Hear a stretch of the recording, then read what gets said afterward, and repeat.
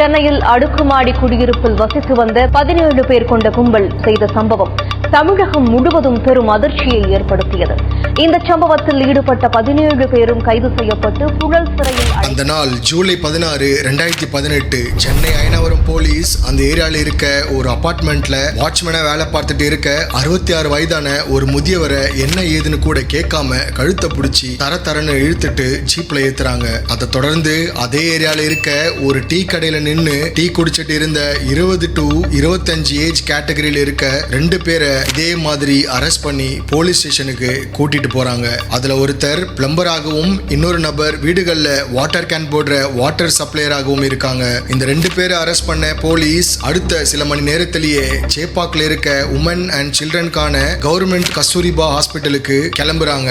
அங்க வார்டனா வேலை பார்த்துட்டு இருந்த 50 வயதான இன்னொரு நபரையும் அரெஸ்ட் பண்றாங்க. இதே மாதிரி அடுத்தடுத்து தொடர்ந்து 14 பேரை வெவ்வேறு இடங்கள்ல வச்சு அரெஸ்ட் பண்றாங்க. இப்படி மொத்தம் 18 பேரை ஒரே நாள்ல அதுவும் ஒரே குற்றத்துக்காக கைது பண்றாங்க. இந்த 18 பேரும் watchman, lift operators, electricians, water suppliers, plumbers, hospital warden, house keeping work பண்றவங்க அப்படின்னு ஒண்ணுக்கு ஒண்ணு சம்பந்தம் இல்லாத டிஃபரெண்ட் ஜாப்ஸ்ல இருக்காங்க. அதுலயும் இவங்களோட ஏஜ் 20ல இருந்து 66 வயசு வரைக்கும் வித்தியாசமா இருக்கு. அரெஸ்ட் பண்ண இந்த 18 பேர் மேலேயும் அதிரடியா அடுத்தடுத்த பல செக்ஷன்ஸ் கீழே வழக்குகள் போட்டு 3 நாள்ல இவங்களுக்கு அதிகபட்ச தண்டனையும் கொடுக்கப்படுது. இப்படி பல தரப்பட்ட மக்கள், அதுவும் 20ல இருந்து 60 வரைக்கும் டிஃபரெண்ட் ஏஜ் கேட்டகரிஸ்ல இருக்க இவங்க அப்படி என்ன கிரைம்ல இன்வால்வ் ஆகியிருக்காங்க, எதுக்காக போலீஸ் இவங்களை அரெஸ்ட் பண்ணணும், அதிகபட்ச தண்டனை கொடுக்கிற அளவுக்கு இவங்களால ஏற்பட்ட பாதிப்பு என்ன, இதுதான் இன்னைக்கு வீடியோல நம்ம பார்க்க போறோம். த கிரைம் பிஹைண்ட் த அரெஸ்ட். நீங்க பார்த்துட்டு இருக்கிறது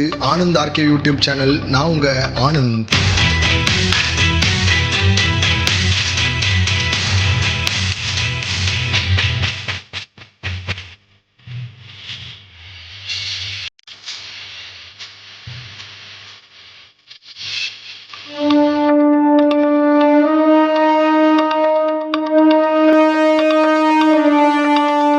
அயனாவரத்துல கிட்டத்தட்ட 300 வீடுகள் இருக்க கேட்டட் கம்யூனிட்டி அபார்ட்மெண்ட்ல ஒரு நார்த் இந்தியன் ஃபேமிலி இருக்காங்க. டெல்லியில இருந்து ஷிஃப்ட் ஆனவங்க 30 வருஷமா சென்னையில தான் இருக்காங்க. இப்போ ரீசெண்டா 2017ல ஷிஃப்ட் ஆன அபார்ட்மெண்ட் தான் இது. இந்த வீட்டுல மொத்தம் 4 பேரு தான். அந்த நார்த் இந்தியன் கப்புள்ஸுக்கு 17 வயசுல ஒரு பொண்ணும் 11 வயசுல இன்னொரு பொண்ணும் இருக்காங்க. இந்த 2வது பொண்ணு அவங்க அபார்ட்மெண்ட்டுக்கு பக்கத்துல இருக்க ஒரு ஸ்கூல்ல 7th கிரேட் படிச்சுட்டு இருந்திருக்கா. ஒரு நாள் ஜூலை 15ஆம் தேதி அந்த பொண்ணுக்கு தாங்கிக்க முடியாத அளவுக்கு கடுமையான வயிறு வலி ஏற்படுது. இத பத்தி அந்த பொண்ணு டெல்லியில இருக்க இந்த பொண்ணோட அக்கா கிட்ட சொல்ல, டெல்லியில இருக்க ஒரு காலேஜ் ஹாஸ்டல்ல தங்கி படிச்சுட்டு இருந்த அவளோட அக்கா லீவுக்கு வீட்டுக்கு வராங்க. தான் தங்கச்சியோட பிஹேவியரும் அப்நார்மலா இருக்கிறத நோட் பண்ணி இருக்காங்க. இத பத்தி அவங்களோட வீட்டுல சொல்லி மறுநாள் ஜூலை 15ஆம் தேதி அந்த பொண்ணை கீழ்பாக் ஹாஸ்பிட்டலுக்கு கூட்டிட்டு போறாங்க. அந்த பொண்ணை எக்ஸாமின் பண்ண டாக்டர் ரொம்ப நேரமா அந்த பொண்ணு கிட்ட பேசிட்டு இருந்திருக்காரு. ஃபுல் எக்ஸாமினிங் முடிச்சதுக்கு அப்புறம் வெளியே வந்து டாக்டர் அந்த பொண்ணோட பேரண்ட்ஸ் கிட்ட எந்த ஒரு பேரண்ட்ஸும் கேட்க கூடாத ஒரு விஷயத்த கேட்கிறாங்க. அந்த 7th கிரேட் படிக்கிற 11 வயசான பொண்ணு கிட்டத்தட்ட 7 மாதங்களா பல தடவை மயக்க மருந்து கொடுக்கப்பட்டு கேங் ரேப் செய்யப்பட்டு இருக்கிறதா சொல்றாரு. அதுவும் அவங்க இருந்த அந்த கேட்டட் கம்யூனிட்டி அபார்ட்மெண்ட்குள்ளேயே. இதெல்லாம் கேட்டுட்டு இருந்த அந்த பொண்ணோட ஃபேமிலி டாக்டர் சொல்றத நம்புறதா வேண்டாமான்னு அதிர்ச்சியில பதறி போறாங்க. அவங்களோட பொண்ணு கிட்ட போய் குரல்ல ஒரு நடுக்கத்தோட டாக்டர் சொன்ன விஷயத்த பத்தி கேட்கறாங்க. அப்பதான் அந்த பொண்ணும் அவளோட வீட்டுல தனக்கு நடந்த விஷயத்த பத்தி எல்லாத்தையும் ஒண்ணு விடாம சொல்றா. அப்படி அந்த பொண்ணு சொல்றதை கேட்ட அவளோட அம்மா எதுக்காக இது முன்னாடியே எங்க கிட்ட சொல்லல அப்படின்னு அங்கேயே கதறி அழ ஆரம்பிக்கிறாங்க. தான் பொண்ணோட நிலைமைய பார்த்து மனசு உடைஞ்சு போன அவளோட அப்பா உடனடியா இத பத்தி அயனாவரம் ஆல் உமன்ஸ் போலீஸ் ஸ்டேஷன்ல போய் ஜூலை 15ஆம் தேதி கம்ப்ளைண்ட் கொடுக்கிறாரு. அவரோட கம்ப்ளைண்ட் எடுத்துக்கிட்ட போலீஸ் அடுத்த நாளே ஜூலை 16ஆம் தேதி பாதிக்கப்பட்ட விக்டிம் கிட்ட நடந்த எல்லாத்தையும் ஒண்ணு விடாம கேட்டு வாக்குமூலம் வாங்குறாங்க. அப்பதான் இந்த கேஸ்ல அதிர்ச்சி தர இன்னொரு விஷயமும் வெளியே வருது. நான் ஆரம்பத்துல சொன்ன அந்த 18 பேரும் எதுக்காக கைது செய்யப்பட்டாங்க அப்படின்னு இந்நேரம் உங்களுக்கு தெரிய வந்திருக்கும். எஸ், இந்த பொண்ணை ரேப் பண்ண 18 பேரும் ஒன்னு சேர்ற இடம் இதுதான். பொதுவா இந்த மாதிரி பெரிய பெரிய அபார்ட்மெண்ட்ஸ்ல ஹவுஸ் கீப்பிங் முதல் கொண்டு எலக்ட்ரீஷியன்ஸ், பிளம்பர் அப்படின்னு எல்லா விதமான வேலை செய்யறதுக்கும் ஆட்கள் இருப்பாங்க.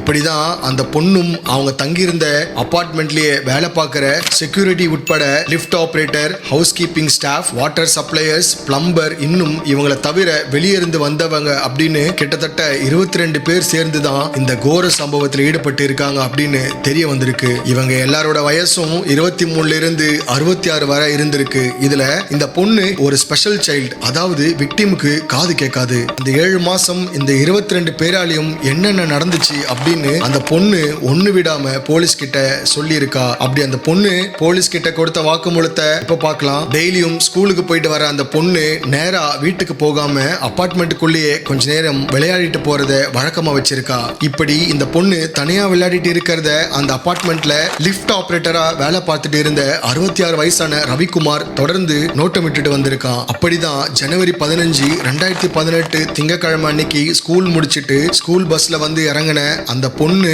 அன்னைக்கும் விளையாடிட்டு போக கீழே விளையாடிட்டு இருந்திருக்கா. அப்ப அங்க ஆள் நடமாட்டம் இல்லாத நேரமா பார்த்து அந்த பொண்ணு கிட்ட போன லிஃப்ட் ஆபரேட்டர், என்ன பாப்பா நீ இன்னும் வீட்டுக்கு போகலையா, அம்மா உன்னை தேட போறாங்க அப்படின்னு கேட்டு மெதுவா பேச்சு கொடுத்திருக்கான். அதுக்கு அந்த சின்ன பொண்ணும் விளையாடுற ஆர்வத்துல எதை பத்தியும் யோசிக்காம, இல்ல நான் விளையாடிட்டு வருவேன்னு அம்மாவுக்கு தெரியும், அதனால அவங்க என்ன ஒன்னும் திட்ட மாட்டாங்க அப்படின்னு அவன் கிட்ட சொல்லியிருக்கா. இது அவனுக்கு சாதகமா எடுத்துக்கிட்ட அந்த சாடிஸ்ட் அந்த பொண்ணுக்கு கூல் ட்ரிங்க்ஸ் வாங்கி கொடுக்கறதா சொல்லி அங்க இருந்து அபார்ட்மெண்டோட பேஸ்மெண்ட்டுக்கு கூட்டிட்டு போறான். அங்க போனதும் அவன் ஏற்கனவே ரெடியா வச்சிருந்த ஸ்பைக்டு கூல் ட்ரிங்க அந்த பொண்ணுக்கு எடுத்து கொடுத்து அதை முழுசா குடிக்கவும் வைக்கிறான். செடேட்டிவ், அதாவது அந்த பொண்ணை அன்கான்சியஸ் ஆக்கிறதுக்கு ட்ரக்ஸ் கலந்த கூல் ட்ரிங்க்ஸை அந்த பொண்ணுக்கு கொடுத்திருக்கான். அதை முழுசா குடிச்ச அந்த பொண்ணும் கொஞ்ச நேரத்திலேயே தலை சுத்தி மயங்கி விழுறா. அப்படி அன்கான்சியஸ் ஆன அந்த பொண்ணை அந்த கெலட்டு கபோதி அவனோட காம வெறிக்கு இரையாக்கி இருக்கான். அந்த பொண்ணு கிட்ட தப்பா நடந்ததோட மட்டும் இல்லாம அதை அவனோட போன்ல வீடியோவாவும் எடுத்து வச்சிருக்கான்.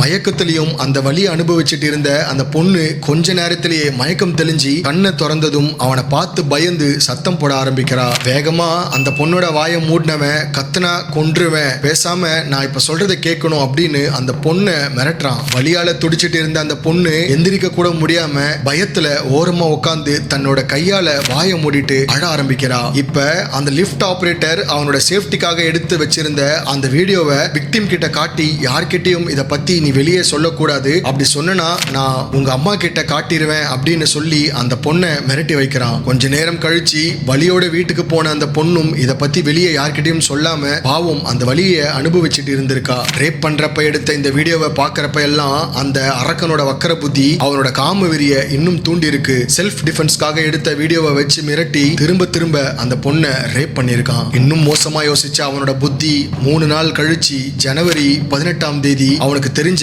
கஞ்சா அடிக்கக்கூடிய இன்னும் 4 பேரை அந்த பொண்ணு கிட்ட கூட்டிட்டு வந்திருக்கான். இப்படியே நாள் ஆக அந்த அபார்ட்மெண்ட்ல செக்யூரிட்டி கார்ட்ஸா வேலை பார்த்துட்டு இருந்த 54 வயதான முருகேஷ், 40 வயதான பழனி, 23 வயதான அபிஷேக், 60 வயதான சுகுமாரன், 58 வயதான பிரகாஷ், 42 வயதான உமாபதி, அதுக்கப்புறம் ரவிக்குமார் கூட லிஃப்ட் ஆபரேட்டரா வேலை பார்த்துட்டு இருந்த 60 வயதான பரமசிவம், 50 வயதான தீனதயாளன், 45 வயதான ஸ்ரீனிவாசன், 36 வயதான பாபு, இன்னும் அதே அபார்ட்மெண்ட்ல பிளம்பர்ஸா வேலை பார்த்துட்டு இருந்த 23 வயதான ஜெய் கணேஷ், 32 வயதான ராஜா, 23 வயதான சூர்யா, 22 வயதான சுரேஷ், 26 வயதான எலக்ட்ரீஷியன் ஜெயராமன், அந்த அபார்ட்மெண்ட்ல ஹவுஸ் கீப்பிங் எம்ப்ளாயியா வேலை பார்த்துட்டு இருந்த 40 வயதான ராஜசேகர், கடைசியா அங்க கார்டனரா இருந்த 55 வயசான குணசேகர் அப்படின்னு மொத்தம் 22 பேர் இந்த பொண்ணை குடி போதையிலையும் கஞ்சா போதையிலையும் ஒருத்தர் மாத்தி ஒருத்தர் கேங் ரேப் பண்ணி அவங்க காம இச்சையை தீர்த்திருக்கானுங்க. அந்த பொண்ணை தனியா கூட்டிட்டு வந்து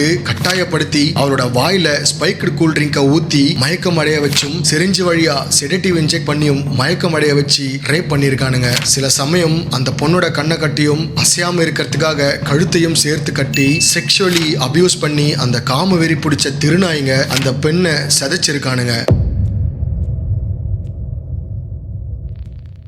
அந்த பொண்ணும் இந்த வெறி பிடிச்சவங்களுக்கு பயந்துட்டு பாவம் இதை பத்தி வெளியே மூச்சு கூட விடாம இருந்திருக்கா. இதெல்லாம் அந்த பொண்ணு ஸ்கூல்ல இருந்து அவளோட ஸ்கூல் பஸ்ல வந்து இறங்கினதும் லிஃப்ட் ஆபரேட்டர் ரவி அவளை கைட் பண்ணி அப்ப அபார்ட்மெண்ட்ல இருந்த ஐசோலேட்டட் ஏரியாஸ்க்கு கூட்டிட்டு போயிருக்கான். அந்த அபார்ட்மெண்ட்ல அப்ப நிறைய பிளாட்ஸ் வேக்கண்டா இருந்திருக்கு. இதை அவங்களுக்கு சாதகமா எடுத்துக்கிட்ட ரேபிஸ் அபார்ட்மெண்ட்ல ஆள் நடமாட்டம் இல்லாத terrace, basement, public washroom and gym அப்படின்னு சமயம் பார்த்து இதை பண்ணிட்டு இருந்திருக்காங்க. இருந்திருக்காங்க. அந்த அபார்ட்மெண்ட்ல என்ட்ரன்ஸை தவிர வேற எங்கேயும் சிசிடிவி சர்வேலன்ஸும் இல்லாம இருந்திருக்கு. இதுவும் கிரிமினல்ஸ்க்கு ஒரு பக்கம் சாதகமா இருந்திருக்கு. இப்படியே தொடர்ந்து 7 மாசமா ஜூலை 5 வரைக்கும் தன்னை செக்ஷுவல் அபியூஸ் பண்ணதா தனக்கு 7 மாசம் நடந்த எல்லா கொடூர சம்பவத்தையும் பாதிக்கப்பட்ட அந்த பொண்ணு போலீஸ் கிட்ட வாக்குமூலம் கொடுத்து முடிச்சா. அந்த பொண்ணோட அம்மாவும் தன்னோட பொண்ணு விளையாடிட்டு தான் வீட்டுக்கு லேட்டா வரா அப்படின்னு நினைச்சிட்டு அசால்ட்டா இருந்திருக்காங்க. இந்த பொண்ணோட அப்பாவும் காலையிலேயே சீக்கிரமா அவரோட எலக்ட்ரானிக் ஷாப்புக்கு கிளம்பி நைட்டு தான் வீட்டுக்கு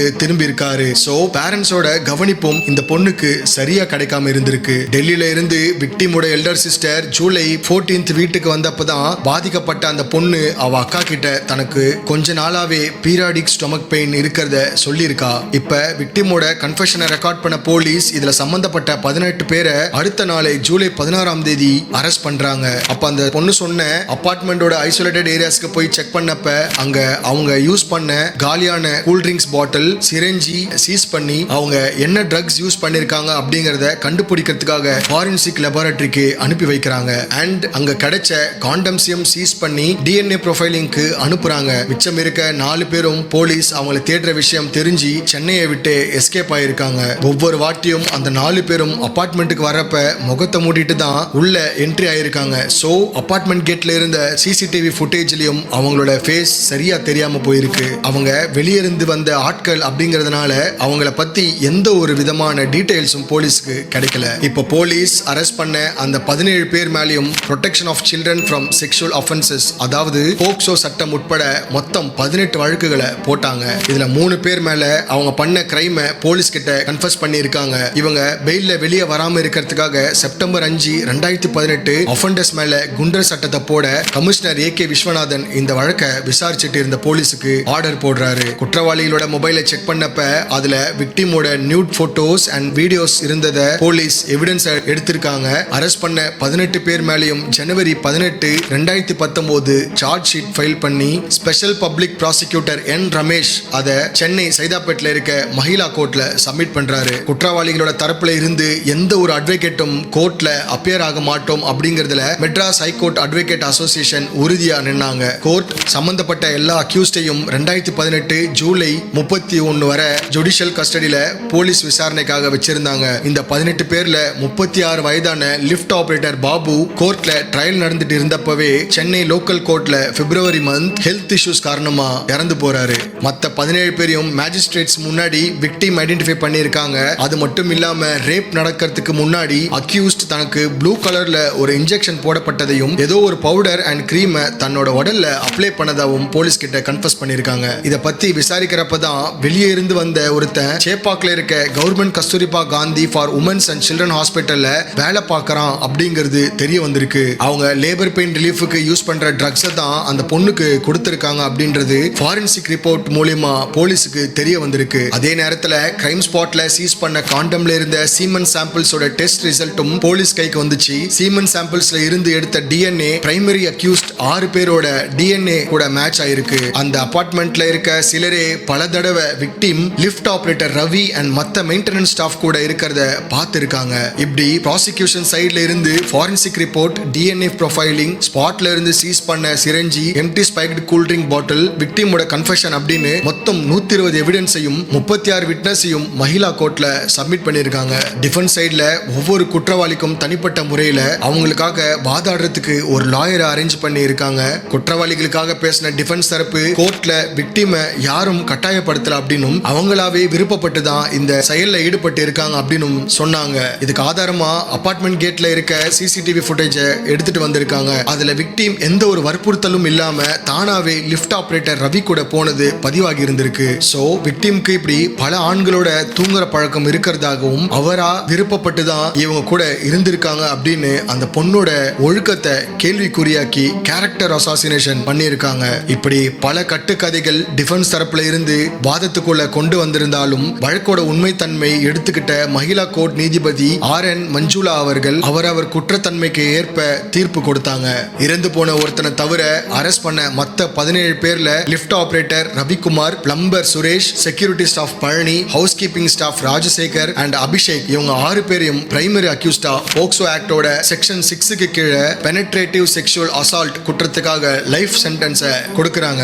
பாதிக்கப்பட்ட குடும்பத்துக்கு 1.5 lakh காம்பன்சேஷனும் கொடுக்கப்பட்டிருக்கு. ஆக்சுவலி ஃபர்ஸ்ட் இந்த 6 பேருக்கும் வழக்க விசாரிச்ச ஸ்பெஷல் ஜட்ஜ் டெத் சென்டென்ஸ் கொடுக்கறதா தான் இருந்திருக்கு. இதே வருஷம் 2018 ஜனவரியில ஜம்மு அண்ட் காஷ்மீர்ல இருக்க காத்துவா அப்படின்ற சிட்டில 8 வயசான ஒரு சின்ன பொண்ணை கடத்தி ட்ரக்ஸ் கொடுத்து கேங் ரேப் பண்ணி கொண்டிருக்கானுங்க. அந்த கேஸ்ல தான் முதலா ரேபிஸ்டுக்கு தூக்கு தண்டனை கொடுக்கப்பட்டுச்சு. அதாவது 12 வயசுக்கு கீழே இருக்க பொண்ணுங்களை ரேப் பண்றவங்களுக்கு டெத் சென்டென்ஸ் கொடுக்கப்படும் அப்படின்னு ஒரு புது சட்டத்தை கொண்டு வந்தாங்க. ஆனா இந்த வழக்கோட சூழ்நிலை தீர விசாரிச்ச நீதிபதி பிரைமரி அக்யூஸ்ட் 6 பேருக்கும் ஆயுள் தண்டனை கொடுத்தாங்க. இதுல மீதி இருக்க 11 பேர்ல ஒருத்தனுக்கு எதிராக மட்டும் போதிய ஆதாரம் இல்லாததால விடுதலையும் ஆயிருக்கான். மத்த எல்லா குற்றவாளிகளும் செக்ஷுவல் அசால்ட் குற்றத்துக்காக போக்சோ ஆக்ட் 10க்கு கீழே 5 வருஷம் சென்டென்ஸும் கிடைச்சிருக்கு. செக்ஷுவல் அசால்ட் அப்படின்னு சொல்றப்ப அதுல ஒரு பொண்ணோட கன்சர்ன் இல்லாம அவங்க உடலையோ ஆர் அவங்க போட்டு இருக்க ட்ரெஸ்ஸை தொடுறது கூட இதுல கிரைம் ஆகுது.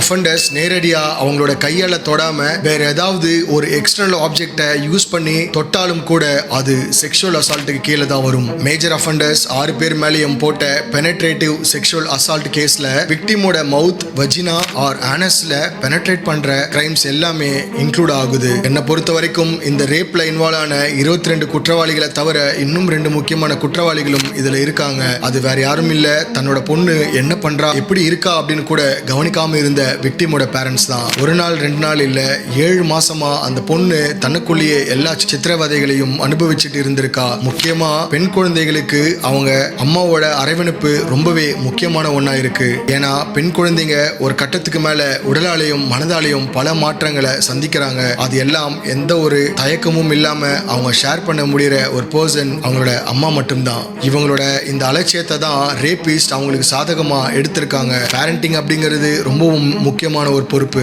எந்த பிரச்சனையா இருந்தாலும் நம்ம பேரண்ட்ஸ் நமக்கு சப்போர்ட்டா இருப்பாங்க அப்படிங்கிற தைரியம் அவங்களுக்கு வரும். என்ன பொறுத்த வரைக்கும் இந்த வழக்கோட முதல் முக்கிய குற்றவாளியா நான் பார்க்கறது அந்த குழந்தையோட பேரண்ட்ஸ் தான். அதுக்காக தப்பு பண்ணவங்க சரி அப்படின்னு நான் சொல்லல. நான் ஏன் இதை சொல்றேன் அப்படின்னா, முதல்ல அந்த லிஃப்ட் ஆபரேட்டர் ரவி விக்டிம் கிட்ட வந்து பேச்சு கொடுத்தப்பவே அவன் தெரிஞ்சுக்கிட்டது அந்த பொண்ணோட பேரண்ட்ஸை பத்தி தான். எப்ப அந்த பொண்ணு தன்னோட அம்மா தன்னை கண்டுக்க மாட்டாங்க அப்படின்னு சொன்னாலோ அப்பதான் அவன் தைரியமா அந்த குழந்தைய கூட்டிட்டு போயிருக்கான். இந்த கேஸ்ல எனக்கு ஹிட் ஆன முதல் விஷயம் இதுதான். நீங்க இத பத்தி என்ன நினைக்கிறீங்க அப்படிங்கறதையும், இந்த மாதிரி ரேப் பண்றவங்களுக்கு தக்க தண்டனையா எது இருக்கும் அப்படின்னு நீங்க நினைக்கிறீங்கன்றத கமெண்ட்ல சொல்லுங்க. Shocking case from Chennai where an 11-year-old child was raped for months by men who worked in her building, including the security guards, the liftmen, the water suppliers, the gardeners and others working. இந்த சம்பவத்தில் ஈடுபட்ட 17 பேரும் கைது செய்யப்பட்டு புழல் சிறையில் அடைக்கப்பட்டனர். விசாரணையின் போது குற்றவாளிகள் அடுத்தடுத்து கூறிய தகவல்களால் போலீசார் அதிர்ச்சி அடைந்துள்ளனர்.